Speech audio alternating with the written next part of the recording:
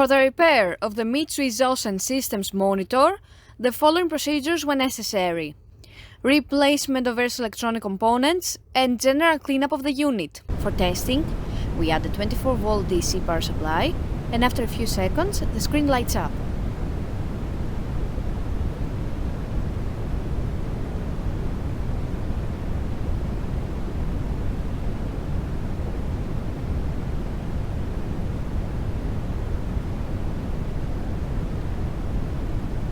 We then access the menu and we test the response of the unit by accessing the various options of the menu.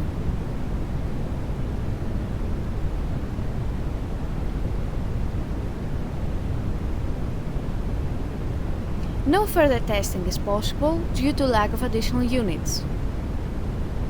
It is now clear that the monitor is working successfully and is ready to be delivered to the customer.